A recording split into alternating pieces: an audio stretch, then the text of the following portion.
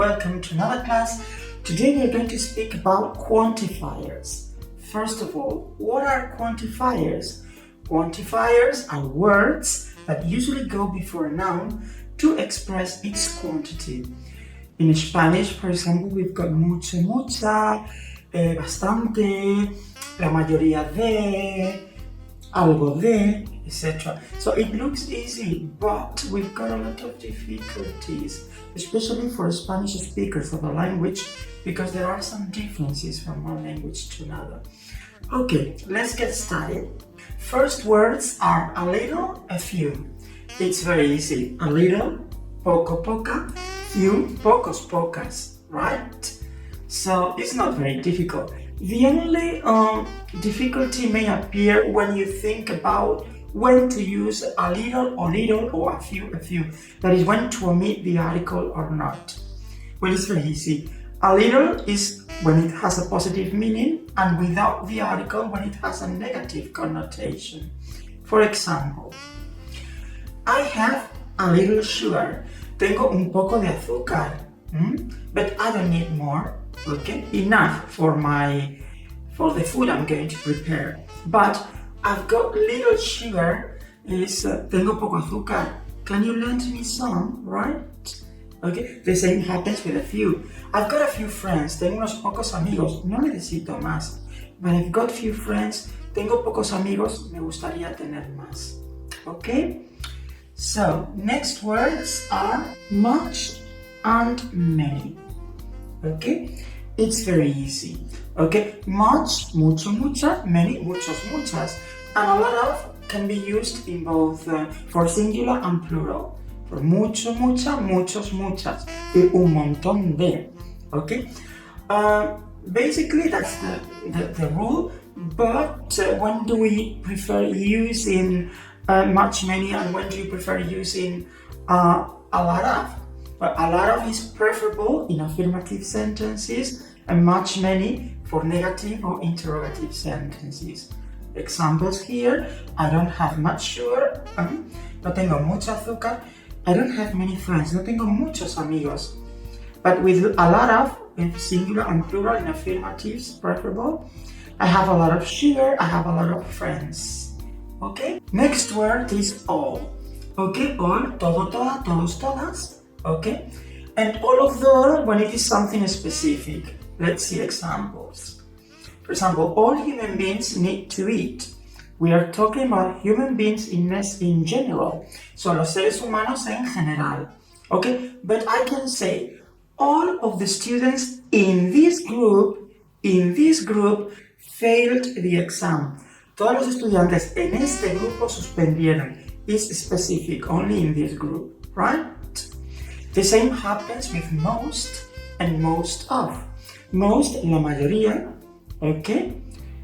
Okay? And most of the specific. For example, most women want to give birth. La mayoría de las mujeres quieren dar a luz. Es un instinto maternal. That's a maternal instinct, right? But if I say most of the women in this village, in this town, in this area, don't want to give birth, okay? La mayoría de las mujeres en este área, en esta zona, en este pueblo, no quieren dar a luz. So what's the difference with everyone? Okay? So every.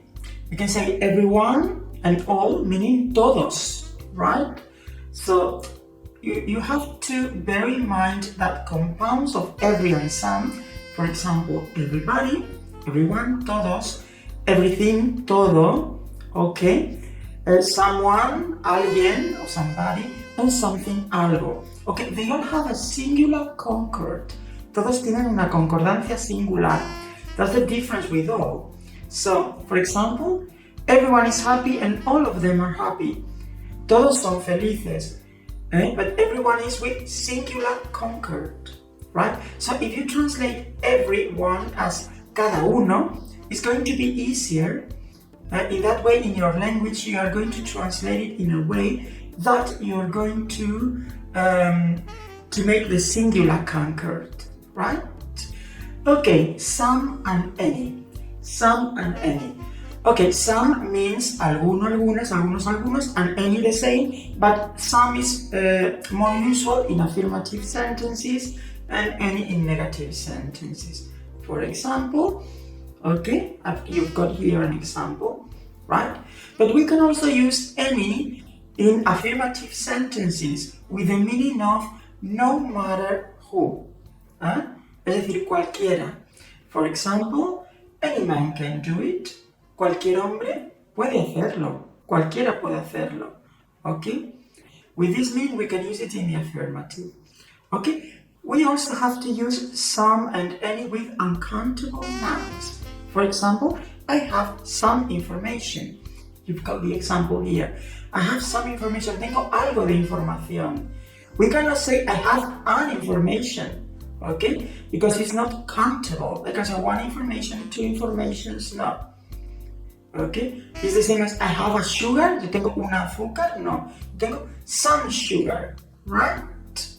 So we can use any in the negative sentences. In this case, it means ninguno, ninguna, ningunos, ningunas, ninguno, ninguna, ningunos, ningunas, nada de, all these meanings, right? So what's the difference with no, none, and any? Because the three mean the same thing.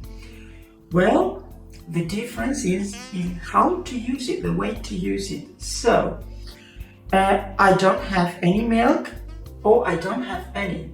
I put the verb in negative and put any as a determiner, any milk, and as a pronoun, any.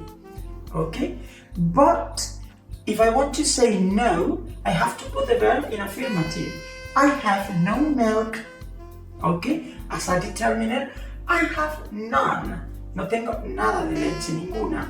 As a pronoun, substituting the noun.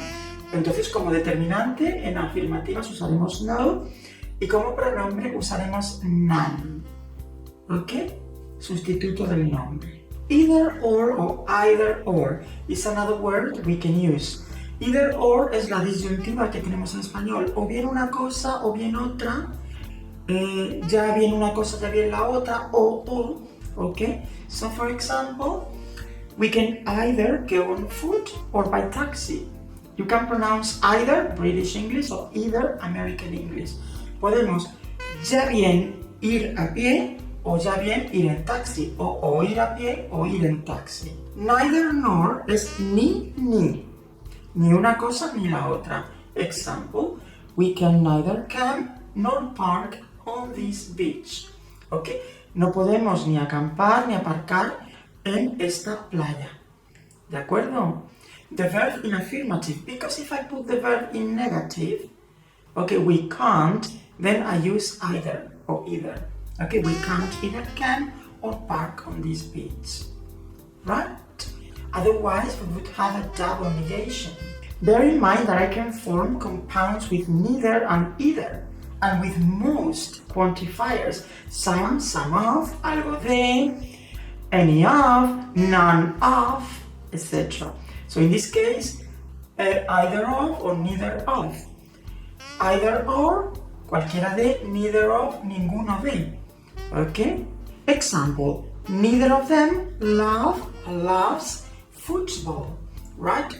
A peculiarity about this is that it can have a singular and plural concord, both of them. Okay? So I can say, ninguno de ellos adora el fútbol o ninguno de ellos adoran el fútbol, right? With either or neither. Well, that's all for now. I hope you have been able to understand better the role of quantifiers, which many times poses many problems for the students. Now it's time to practice it with sentences, right? Take your notebook and practice the sentences that you've got on your book. Okay? So thank you very much and hope to see you next class with a grammar or semantic lesson. Bye!